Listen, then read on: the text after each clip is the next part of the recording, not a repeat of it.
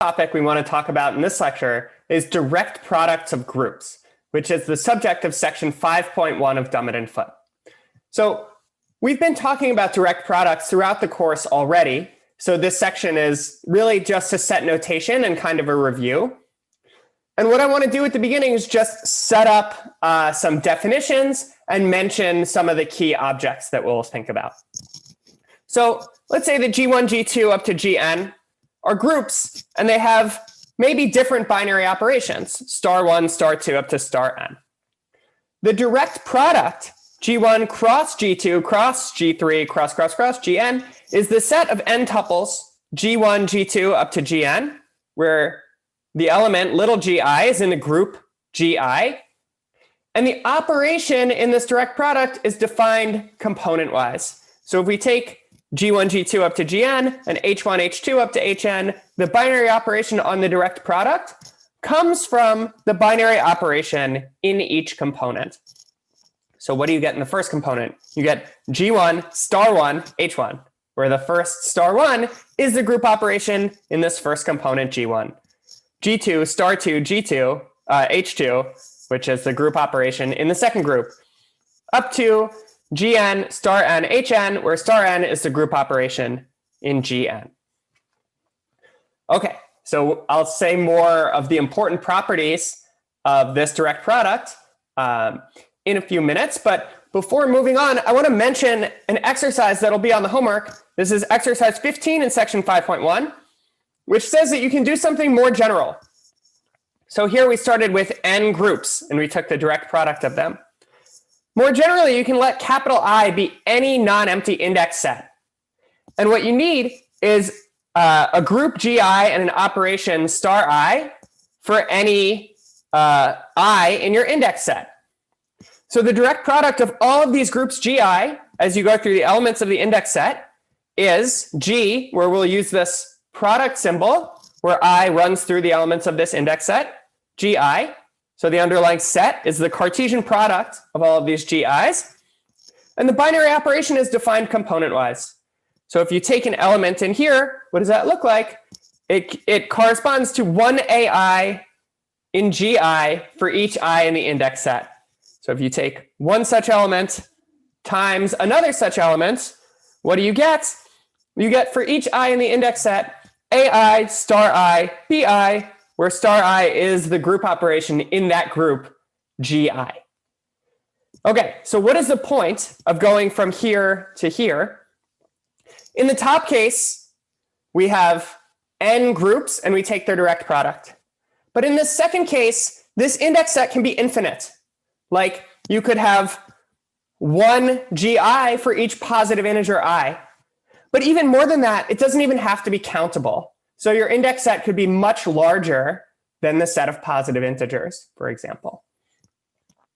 And one more object that we'll also have a homework exercise about is called the restricted direct product. So this is the subject of exercise 17 in section 5.1. So what is the restricted direct product or direct sum of the groups Gi? Well, let's go back to this direct product of these groups given by this index set I.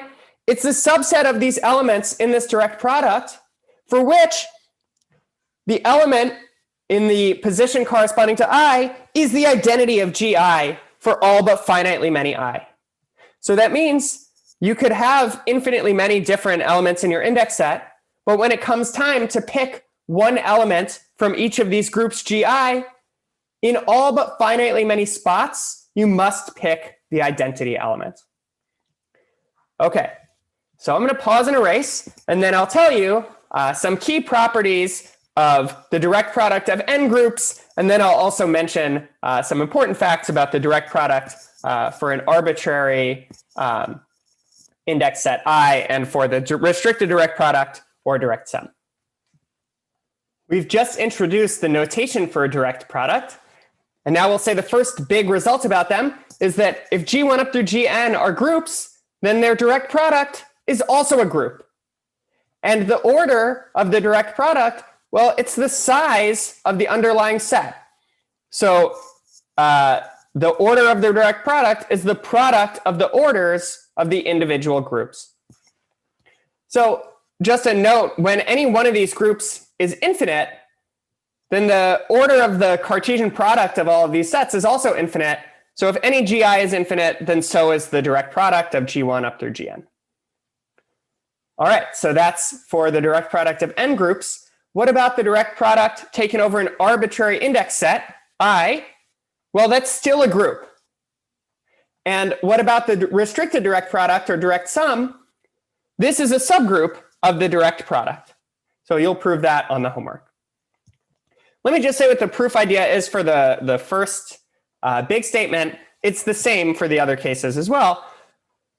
You just check the group axioms. So why is the binary operation on the direct product associative?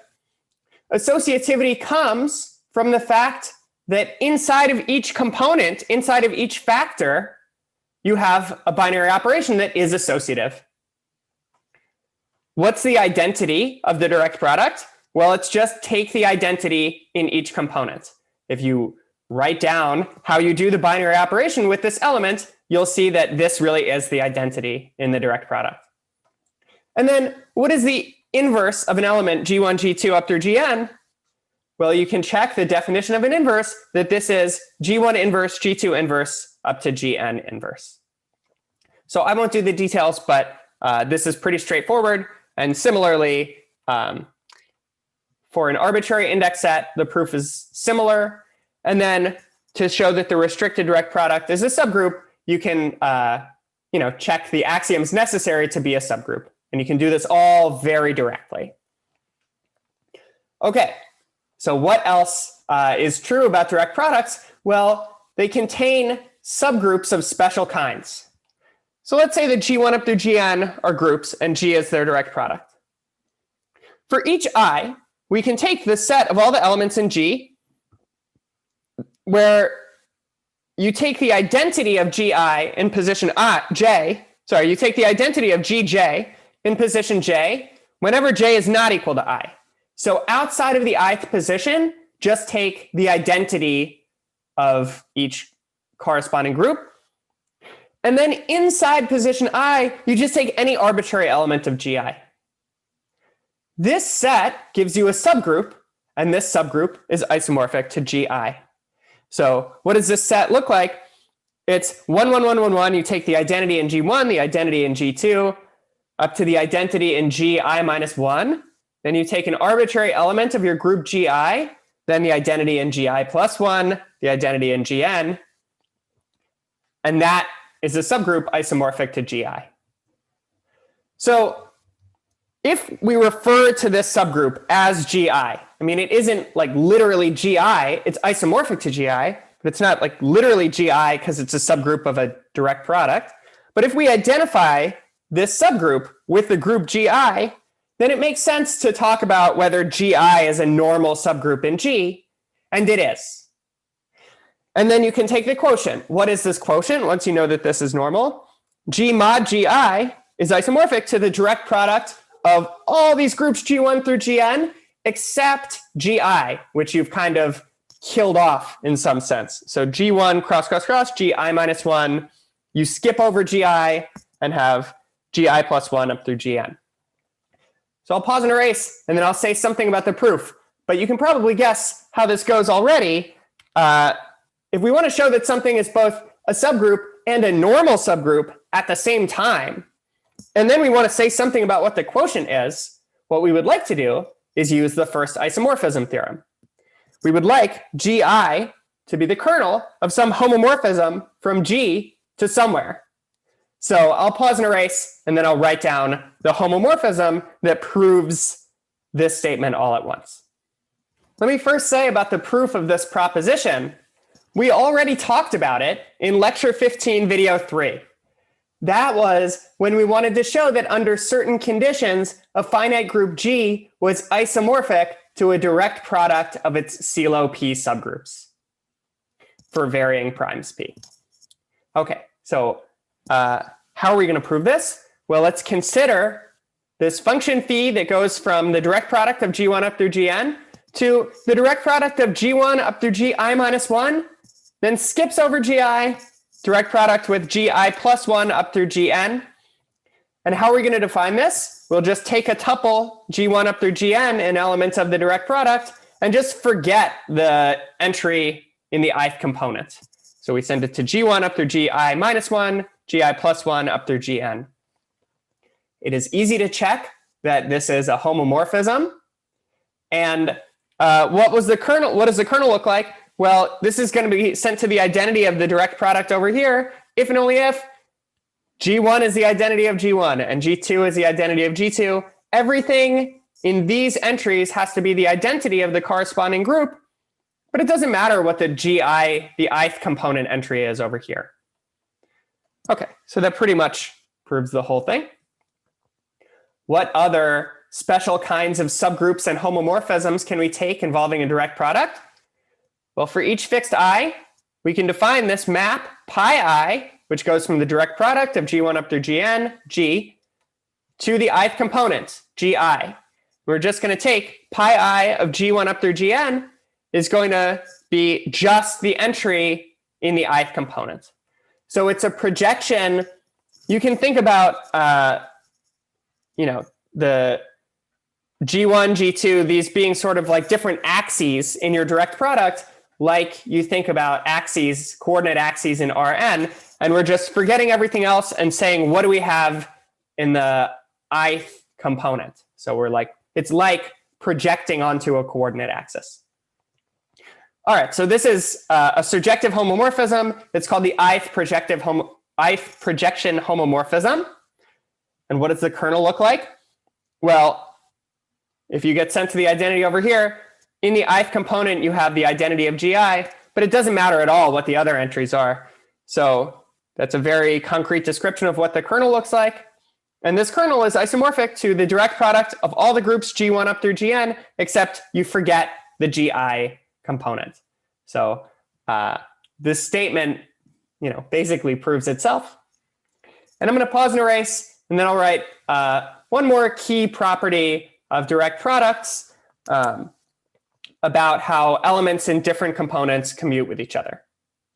So for a last basic fact about direct products, if we take this identification in the first part of this proposition, where we identify Gi with the subgroup of the direct product, where there's the identity in every component except the Gi component, then if X is an element of this Gi and Y is an element of Gj where I is not equal to J, then X and Y commute with each other.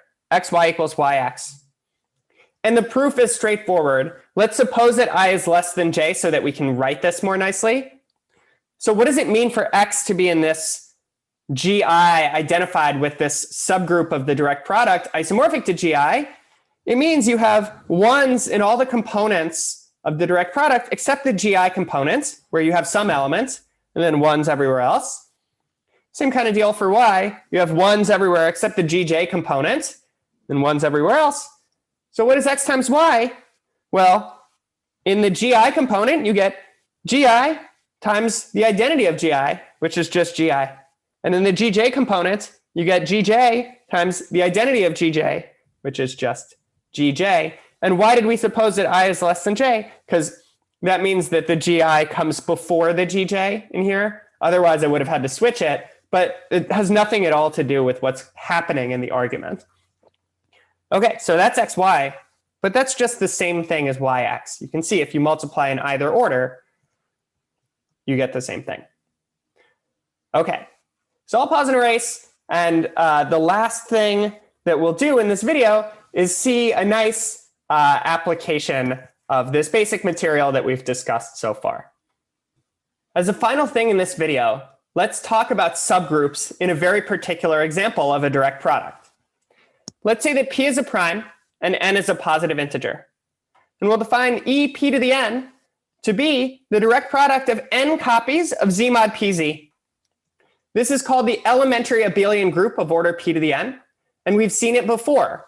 For example, when we talked about automorphisms, we used this as an example and said that the automorphism group of this elementary abelian group of order p to the n is gln z mod pz. OK, what do we know about this group? Well, every non-identity element has order p. Why is that? Well, what's true about the order of an element in a direct product? If you have an element G1, G2 up through Gn, the order of that element is the least common multiple of the orders of the elements in the individual factors. So this is a straightforward exercise about cyclic groups that you should prove.